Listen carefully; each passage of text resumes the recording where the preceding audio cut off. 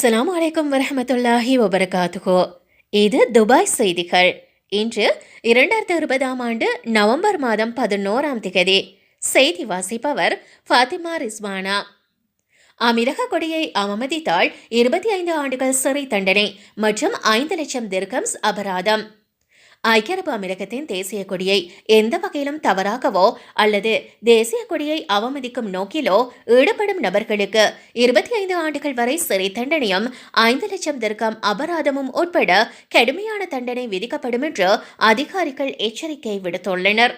ஐக்கிய அரபு அமீரக கொடியை பகிரங்கமாக அல்லது எந்த ஒரு பொது இடத்திலோ அல்லது பொதுமக்களுக்காக திறக்கப்பட்ட இடத்திலோ யார் அவமதித்தாலும் அபராதம் விதிக்கப்படும் என்று ஐக்கிய அரபு அமீரகத்தின் பொது வழக்குகள் துறை சமூக ஊடகத்தில் வெளியிட்ட விழிப்புணர்வு செய்தியில் விளக்கியுள்ளது. யூனியன் கொடி மற்றும் அதன் திருத்தங்கள் குறித்து 1971ஆம் ஆண்டின் பெடரல் சட்டம் எண் 2 பிரிவு 3 யூனியன் கொடியை சேதப்படுத்தவோ அல்லது எந்த வகையிலும் அவமதிக்கும் எவருக்கும் 10 வருடங்களுக்கும் குறையாத மற்றும் 25 வருடங்களுக்கு மிகாமல் சிறை தண்டனை விதிக்கப்படும் என்று கூறப்பட்டுள்ளது. மேலும் சிறை தண்டனையுடன் சேர்த்து கூடுதலாக நாட்டின் கொடியை அவமதித்த குற்றவாளி என கருதப்படுகின்ற நபருக்கு குறைந்தபட்சம் 5 லட்சம் திர்ஹம்ஸ் அபராதமும் விதிக்கப்படும் என்று சட்டம் கூறுவதாக தெரிவிக்கப்பட்டுள்ளது. அமீரக கொடியை அவமதிக்கின்ற எவருக்கும் இதே தண்டனை வழங்கப்படும் என்று அரசு வக்கீல்கள் பொதுமக்கள் அனைவருக்கும் தெரிவித்துள்ளனர் என்பதும் குறிப்பிடத்தக்கது. அமீரகத்தில் விரைவில் உயர்கிறதா மதிப்பு கூட்டு வரி வேட் நிதி அமைச்சகம் விளக்கம். நடப்பாண்டின் முதல் 8 மாதங்களில் மதிப்பு கூட்டு வரி வருவாயில் 11.6 பில்லியன் திர்ஹம்ஸ் அதிகரித்துள்ளதாக அமெரிக்க நிதி அமைச்சகம் கூறியுள்ளது. 2020ஆம் ஆண்டு ஜனவரி முதல் ஆகஸ்ட் வரையிலான காலகட்டத்தில் கலால் வரி வருவாயில் ஆண்டுக்கு 47% அதிகரித்து 1.9 பில்லியன் திர்ஹம்ஸாக இருந்தது என்றும் நிதி அமைச்சகம் தெரிவித்துள்ளது. நிதி அமைச்சக அதிகாரி ஷஹீத் ரஷீத் யதீன் வேட் வருவாயில் 30% பெடரல் அரசுக்கும் 70% உள்ளூர் அரசுகளுக்கும் விநியோகிக்கப்படும் என்று குறிப்பிட்டுள்ளார். இது பற்றி மேலும் அவர் தெரிவிக்கையில், புகையிலை பொருட்களுக்கான கலால் வரி வருவாயில் பெடரல் அரசின் பங்கு 45% மற்றும் உள்ளூர் அரசாங்கங்களின் பங்கு 55% ஆகும். எனர்ஜி பானங்கள், குளிர்பானங்கள் மற்றும் சர்க்கரை சேர்க்கப்பட்ட இனிப்பான பானங்கள் போன்ற பிற கலால் பொருட்களின் மீதான கலால் வரி வருவாயில் 30% பெடரல் அரசின் பங்கு என்று அவர் குறிப்பிட்டுள்ளார். அமெரிக்க அரசின் திட்டங்களின்படி அபிவிருத்தி திட்டங்களை செயல்படுத்தவும் கோவிட்-19 தொற்றின் தாக்கத்தை குறைக்கவும் வரி வருவாய் உதவுகிறது என்று யதீம் குறிப்பிட்டுள்ளார். நிதி கொள்கை நோக்கங்கள் மற்றும் நிலையான பொருளாதார வளர்ச்சிக்கு ஏற்ப சட்டங்கள் தொடர்ந்தும் புதுப்பிக்கப்படுவதை உறுதி செய்ய பெடரல் வரி ஆணையத்துடன் இணைந்து வரி கொள்கைகளை நிதி அமைச்சகம் தொடர்ந்தும் பின்தொடர்வதாகவும் அவர் குறிப்பிட்டுள்ளார். அமெரிக்கத்தில் வெட்டை 5% அதிகமாக உயர்த்த அரசுக்கு எந்த திட்டமும் இல்லை என்றும் அவர் குறிப்பிட்டுள்ளார். கடந்த 2018ஆம் ஆண்டில் கிடைத்த வரி வருவாய் 29 பில்லியன் திர்ஹம்ஸுடன் ஒப்பிடும்போது 2019ஆம் ஆண்டில் கிடைத்த வரி வருவாய் சுமார் 7% அதிகரித்து 31 பில்லியன் திர்ஹம்ஸாக இருந்தது. கடந்த 2018ஆம் ஆண்டு ஜனவரி மாதம் முதல் பெரும்பாலான பொருட்கள் மற்றும் சேவைகளில் 5% என்ற அடிப்படை விகிதத்தில் மதிப்பு கூட்டப்பட்ட வரியை வேட் வசூலிக்க தொடங்கியதும் குறிப்பிடத்தக்கது. 5 நிமிடங்களில் அனைத்து நாடுகள் மற்றும் அவற்றின் தலைநகரங்களின் பெயர்களை ஒப்பிக்கும் 5 வயது அமெரிக்க வாழ் இந்திய சிறுமி. ஐக்கிய நாடுகள் சபையில் அங்கீகரிக்கப்பட்ட 195 நாடுகளின் பெயர்கள் மற்றும் அதன் தலைநகரங்களின் பெயர்களை 4 நிமிடம் மற்றும் 23 வினாடிகளில் கூறி அனைவரையும் திக்குமுக்காட செய்திருக்கின்றார் அமெரிக்க வாழ் இந்திய சிறுமியான பிரணவி. துபாயில் உள்ள ஜேம்ஸ் மார்டன் அகாடமியில் பயிலுகின்ற பிரணவி இதுவரை இந்தியா புக் ஆஃப் ரெக்கார்ட்ஸ் மற்றும் ஆசியா புக் ஆஃப் ரெக்கார்ட்ஸ் ஆகிய சாதனைகளில் அவர் இடம் பிடித்திருக்கிறார். தனது அறை முழுவதுமாக உலக வரைபடங்களை ஒட்டியிருக்கின்ற பிரவீனிக்கு நாடுகளின் பெயர்களை மனப்பாடம் செய்யும் எண்ணம் வந்தது.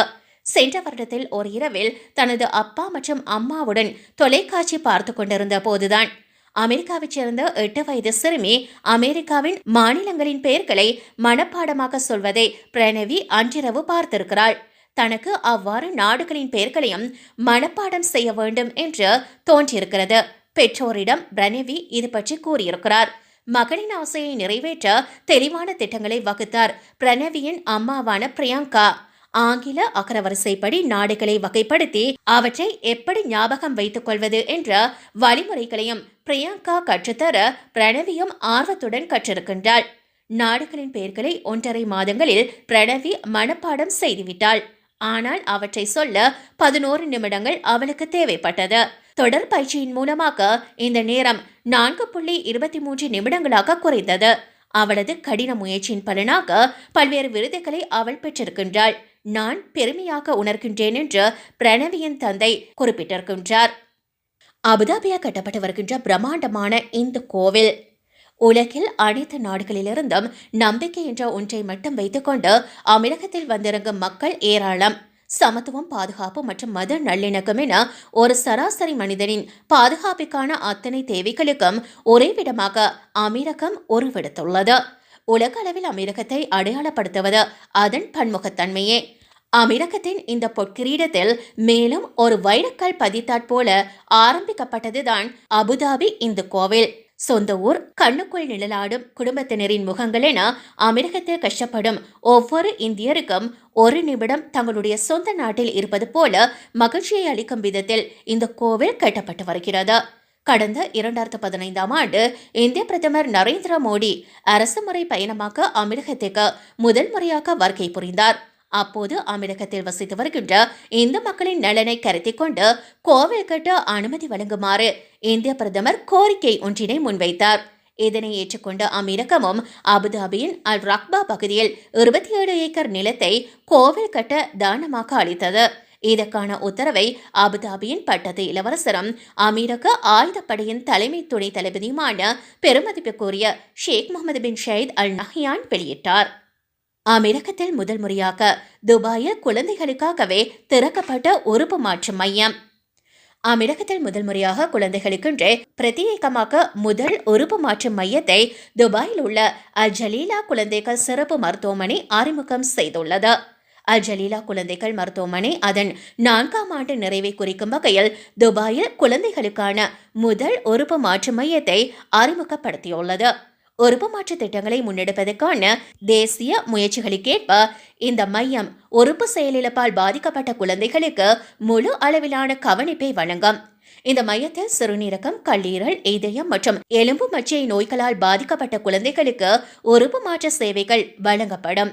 முதற்கட்டமாக இந்த மையம் சிறுநீரக மாற்று திட்டத்தை செயல்படுத்த உள்ளதாகவும் மற்ற சிகிச்சைகள் படிப்படியாக பின்னர் அறிமுகப்படுத்தப்படும் என்றும் தகவல் தெரிவிக்கப்பட்டுள்ளது.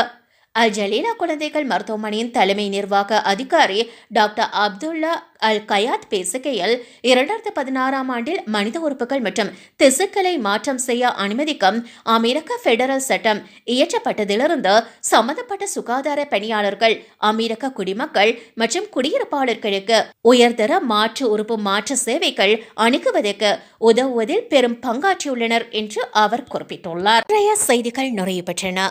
தொடர்ந்தும் தமிழ் டியூப் சேனலுடன் இணைந்திருங்கள்.